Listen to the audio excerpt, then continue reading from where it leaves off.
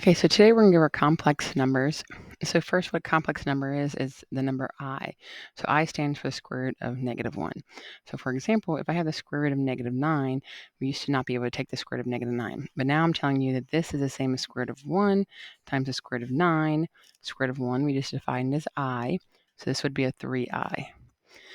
I's actually have importance when we talk about um, electricity and stuff. And it's actually used, square root of numbers are. So that's why we talk about them in here. There's a pattern up here, and follow the pattern. You would say like every 4 is a 1, so 5, 6, 7, 8, 9, 10. So I to the 10th would equal 1. And you continue that pattern on to find these. So this is something that ACT might ask you. So what we're going to ask in here is just solving for x. You do your normal steps, so subtract your 10 over,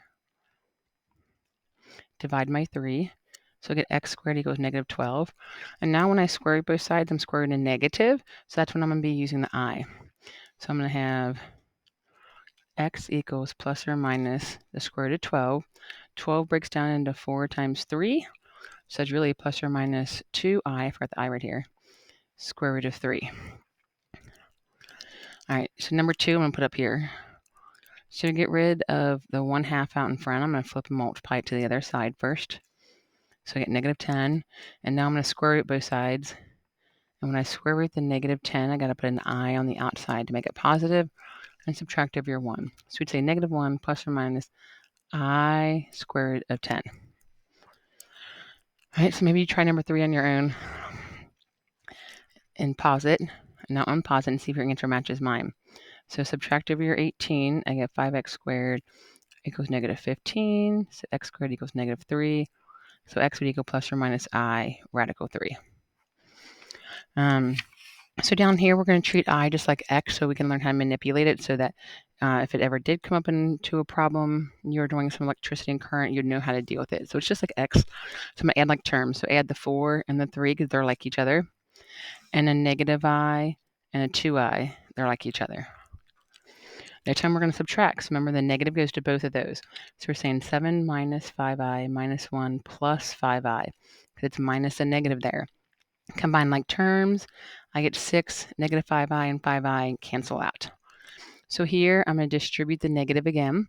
So I get 6 plus 2 minus 9i. The plus doesn't change anything, so you can just write it without the parenthesis. Combine like terms.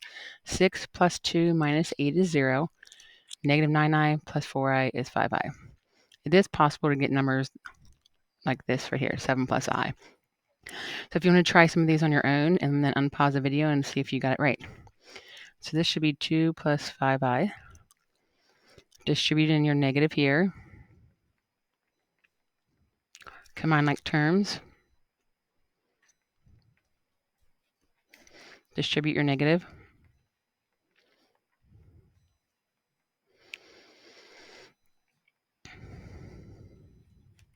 All right, so we're multiplying now. We need to use this up here, and this is a typo. This should say I squared equals -1. So I squared equals -1, we're going to use that fact.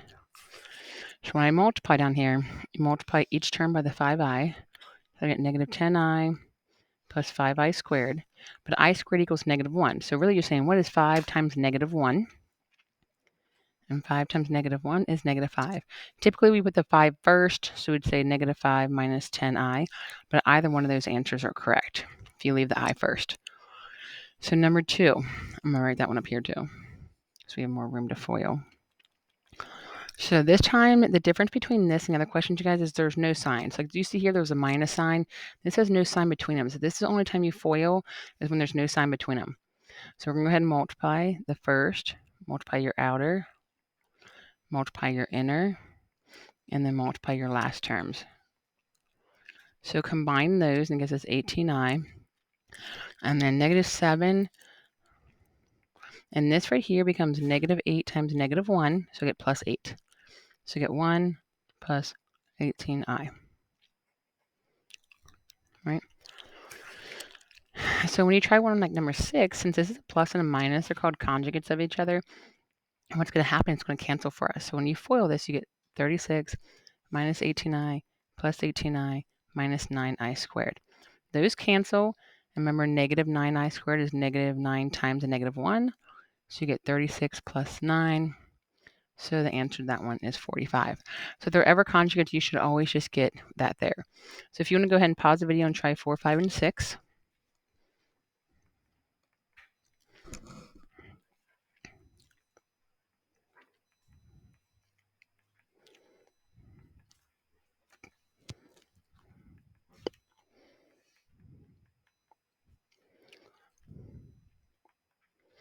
So those are the answers you should have gotten for those three there. All right, and the last thing we're going to talk about here is when we multiply or to get an I off the bottom, we like to multiply by the conjugate. So this is really just a skill we want to practice, not that we'd have to get the I off the bottom, but multiplying by conjugates is a good skill to have. So all you do is you change it from a minus to a plus. So like over here, it'd still stay negative. You just change the middle term when you multiply by conjugate. Those are all 2's. So here this becomes 1 plus 5i. I don't know why I made these all minuses. If it was a plus, you would make a minus. It's just the opposite. And now you have 2 multiplication problems. So we're going to FOIL out the top and FOIL out the bottom. So I'm going to FOIL out the top right here. I FOIL out the bottom. So top ends up giving me 6 times negative 1. That's negative 1 plus 13i over 5. And typically we write these as 2 separate fractions. So we'd write that as negative 1/5 plus 13/5 I. So that you can see it's 2 different numbers there. So I'm going to do the last one for you too. So we're going to FOIL this out to get.